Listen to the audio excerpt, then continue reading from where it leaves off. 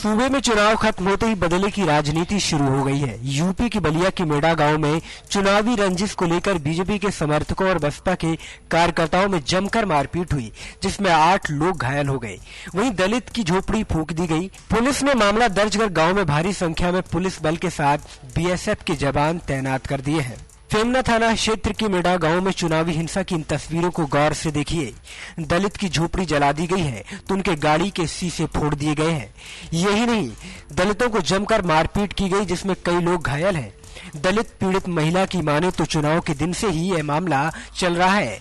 BJP समर्थक ने कहा था कि बीजेपी की सरकार बनी रही और उन दलितों का हाल बुरा होगा, और आज बच्चों को विवाद को लेकर आज चुनावी गुस्सा उतर ही गया। उनकी झोपड़ी फूंक दी गई, गाड़ी के शीशे तोड़ दिए गए और उन्हें जमकर पीटा गया।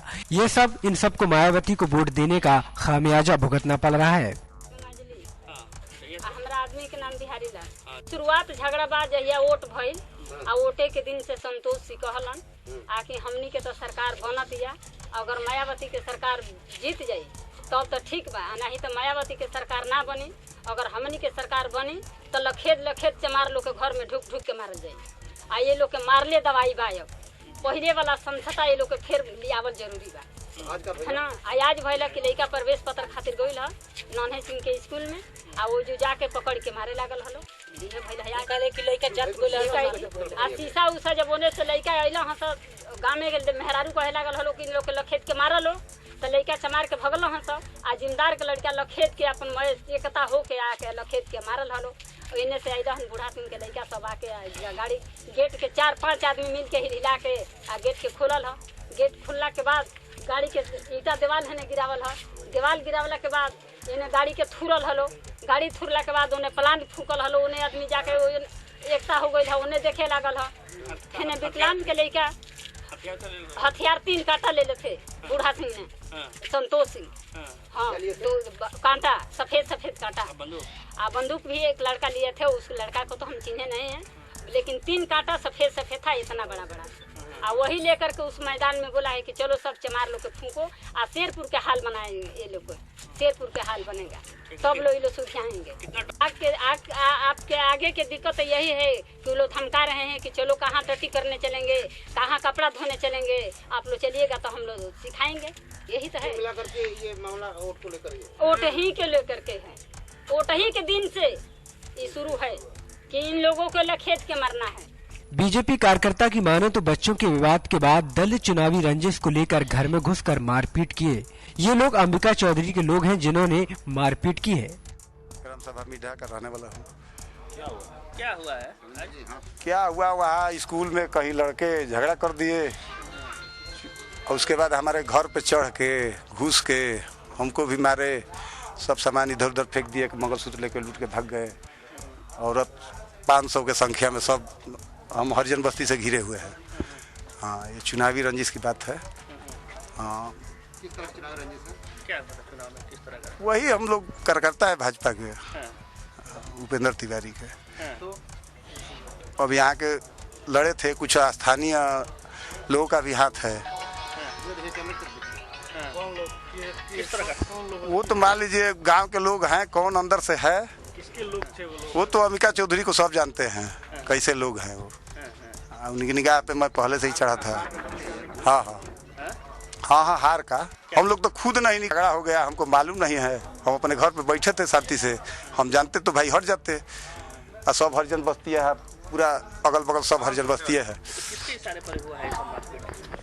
वही अंदर से भी लोग हैं, गांव के भी लोग हैं अंदर के, और उसके बाद सब हरिजन थे।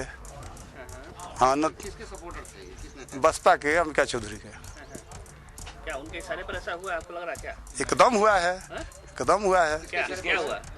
वही सब मान ले छेड़खानी कर रहे थे कि लोग उक से। अंबिका चौधरी हाँ, बहुत मन बढ़ा दिए, पैसा दिए हैं उन लोगों को, दारू बांटे हैं। लेकिन वो तो हार भी गए। हाँ, तो हार भी गए। तो हम लोग तो आज तक घर से निकले नहीं कि भाई हम लोग जीते हैं, लेकिन वो लोग छेड़खानी कर रहे थे। उधर चट्टी पे लड़के जा रहे थे तो गाली दे रहे थे सब। उसी में मान लीजिए लड़के में हो गया, सब 17-16 वर्ष के लड़के थे स्कूल में। तो कहीं ना कहीं क्या लगता है, चुनावी रंजिश है? हाँ हा? हाँ, क्या लगता है? चुनावी रंजिश है। हाँ। पुलिस की माने तो बच्चों का विवाद गांव में फैल गया है। सब लोगों ने दलित बस्ती में हमला बोल मारपीट की और झोपड़ी जला दी, गाड़ी के शीशे तोड़ दिए, जिससे कई लोग घायल हैं। मामला दर्ज कर लिया गया और गांव में कई थानों की फोर्स के साथ बीएसएफ के जवान भी लगा दिए गए हैं। चुनाव रंजिश की दृष्टि से भी आप देख सकते हैं। मिड्ढा में आज ये सूचना प्राप्त थी कि वहाँ पे अनुसूचित जात के बस्ती में स्थानीय क्षत्रिय लोग जो उसी गांव में बाहुल्य है उनके द्वारा विवाद किया गया, मारपीट की गई। तो पता लगा वहाँ पे एक स्कूल है, वहाँ पे प्रवेश पत्र बंट रहा था, बच्चों का कोई पहले का विवाद था। वहाँ पे एक बच्चे को किसी ने उसमें मारा, क्षत्रिय लोगों के बच्चों ने। वो विवाद बढ़ा, वो विवाद आके गांव में फैल गया। तो गांव में जो समण के लोग थे उन्होंने हमला किया। एक गाड़ी का शीशा टूट गया है और एक छप्पर में आग लगी हुई है, लोगों को चोटें भी आई हैं।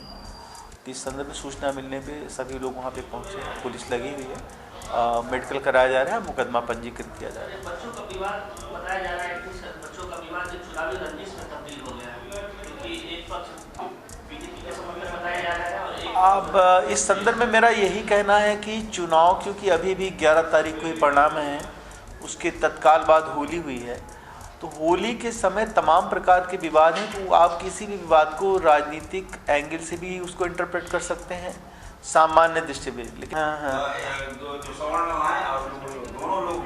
होगा, उनका अपना सोचना है, वो तो स्कूल की बात है। करीब 8 लोगों को बता रहे थे, लेकिन और जो आएंगे सबका मेडिकल करा जा रहा है। नहीं, वो तो हमारे पास पैरामिलिट्री है, वो तो मैंने भेजा ही है, और उसके साथ साथ फोर्स है, कई थानों का फोर्स लगा हुआ है। नेक्स्ट 9 न्यूज के लिए बलिया से आबिद अली की report. Subscribe now to receive new updates, reviews and news.